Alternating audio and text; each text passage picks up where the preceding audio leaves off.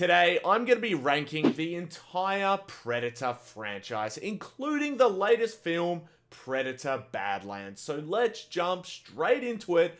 Coming in at number 9, we have 2007's AVP2 Requiem.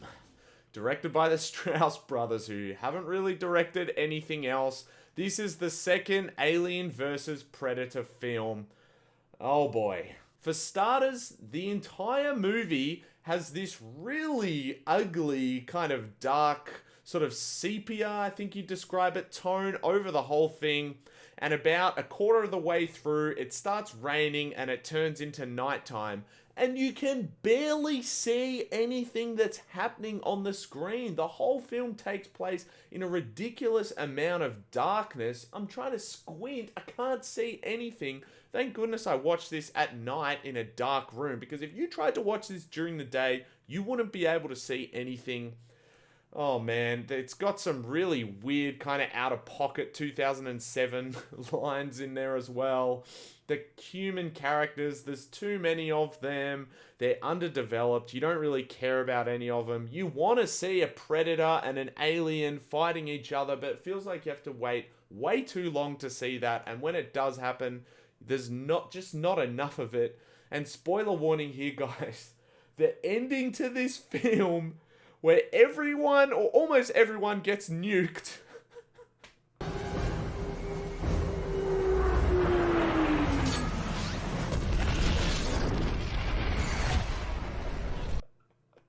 You just have to laugh. I mean, I kind of love it for how ridiculous that is. Coming in at number 8, we have 2010's Predators, directed by Nimrod Antal. This is going to be a hot take for a lot of people. A lot of people aren't going to like me putting this low in the list. But I've got to say that this movie commits the worst possible sin that a movie can, for me personally. And that is that it's boring.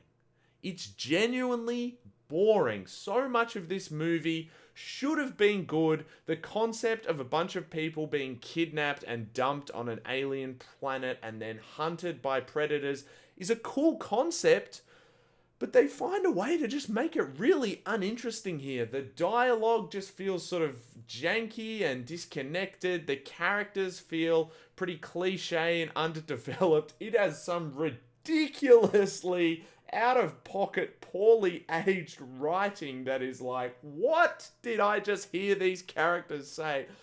I can't believe it. You've got to laugh at it at certain points here.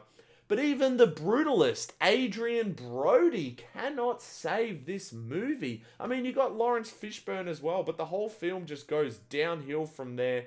It doesn't make a bunch of sense. They're on this alien planet with a jungle, but it just feels like a human jungle from back home in Earth. There's nothing that special about it apart from one shot you see of planets in the sky. There's some just stupid writing and character decisions that don't make sense.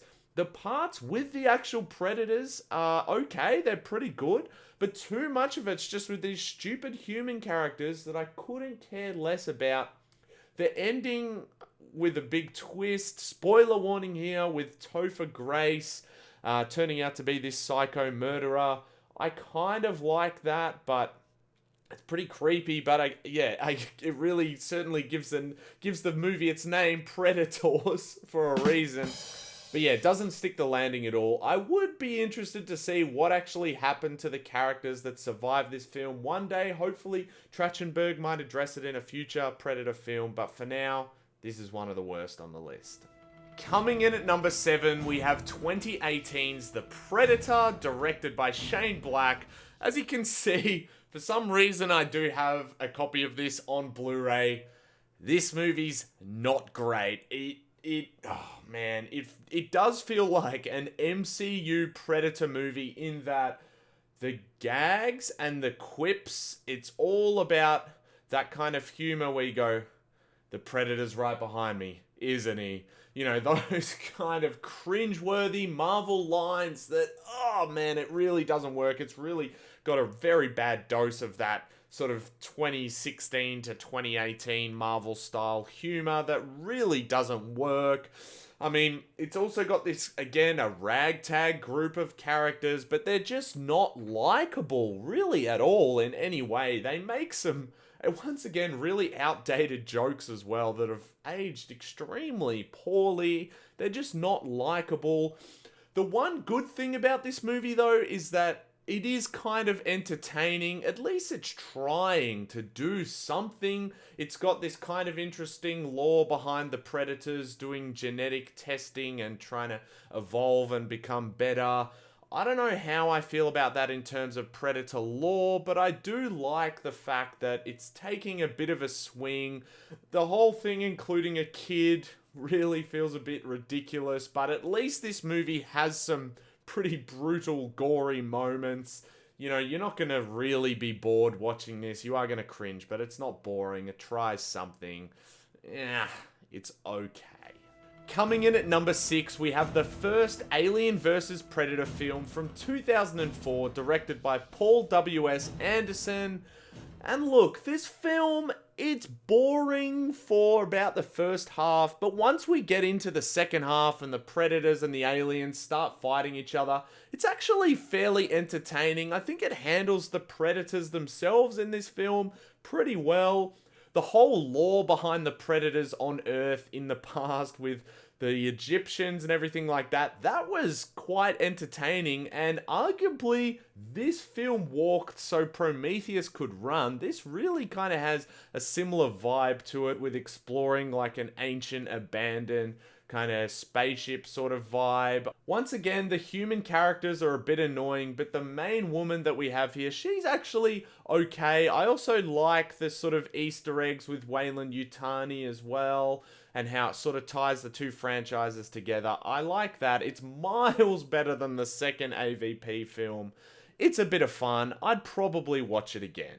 Coming in at number 5, we have 1990's Predator 2, directed by Stephen Hopkins.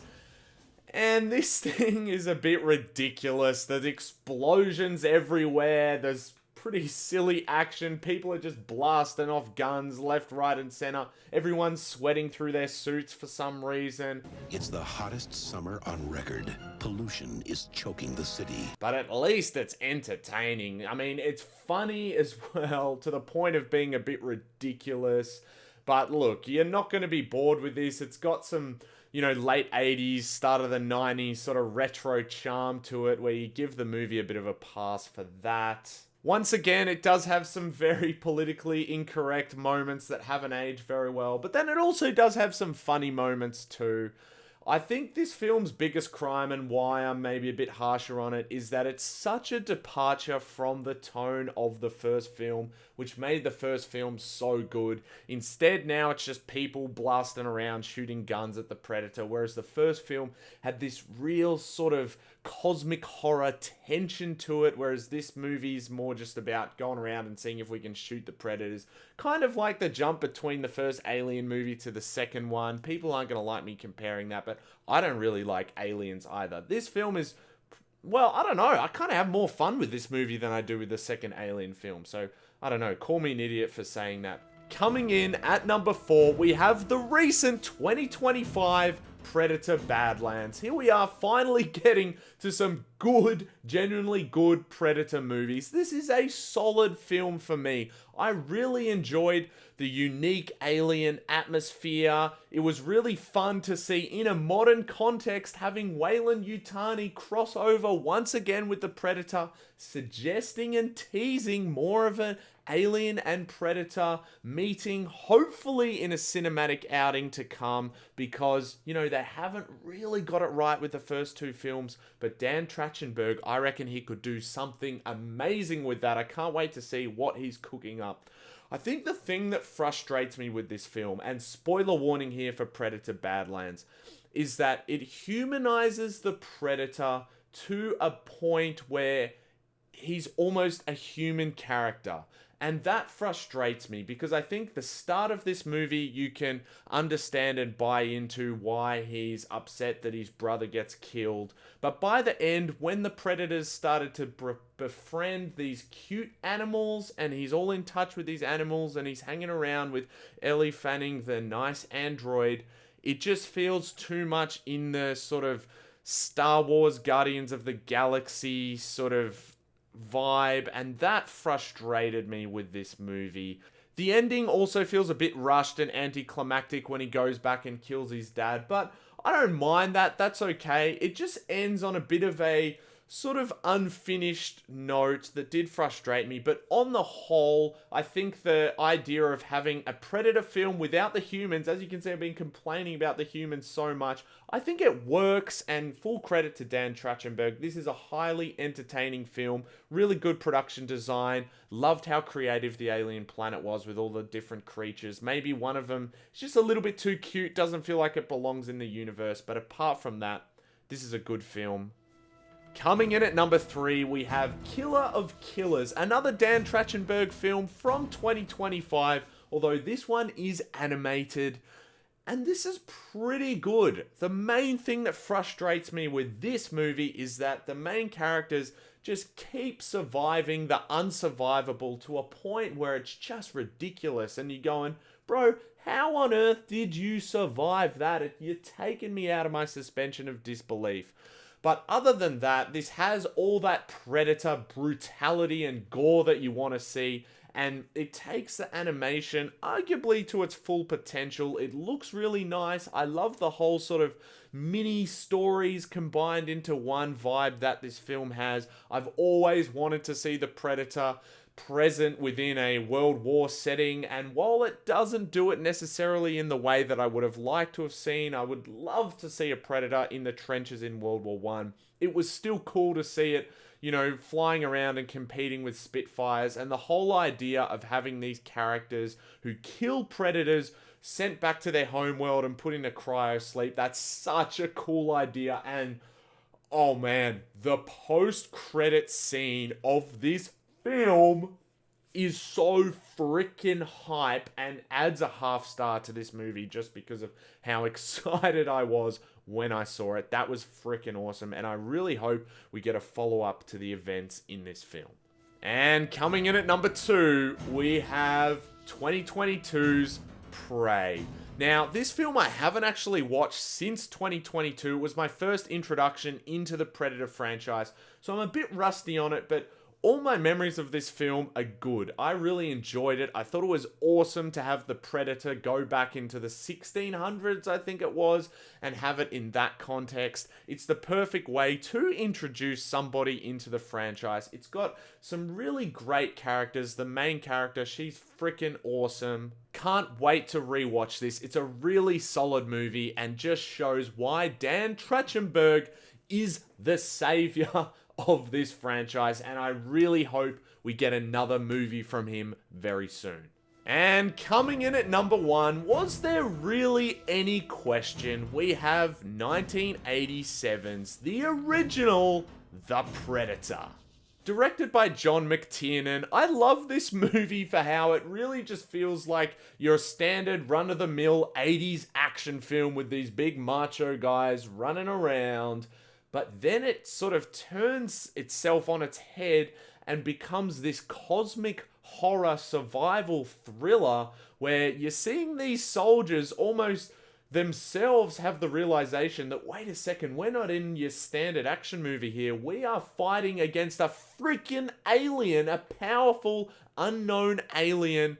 This film just pioneered the whole Predator heat vision thing, the way that it builds up tension. Yes, it's a little bit janky from the 80s with the CGI, but it just has some forever memorable quotes. The whole "if it bleeds, we can kill it" quote is something that you can use in so many circumstances in life, especially on the sporting field. Arnold Schwarzenegger is just iconic here. There's a few moments that frustrate me a little bit where he gets shot directly in the arm, and I don't know why it doesn't explode his arm like it does to everyone else, but that's a minor criticism, I guess, because it's Arnie and he's undefeatable. But the ending as well, with the Predator self-destruct, Arnie figuring out how to fight it. Such a good movie, a really unique sense of tension. Man, I can't wait to rewatch this. And the OG Predator theme has been stuck in my head the whole time I've been rewatching these movies. So good. I hope maybe one day we're going to get Arnie coming back to the franchise with Dan Trachtenberg. That would be amazing. But guys, that was my entire ranking of the Predator franchise. I would love to hear your thoughts down in the comments, what your ranking of the Predator franchise is. And if you want to see another movie list from me, you can check out 6 films that genuinely traumatized me right here, or you can have a look at my Predator Badlands out of cinema reaction review video. Thank you guys so much for watching. I'll see you in the next one.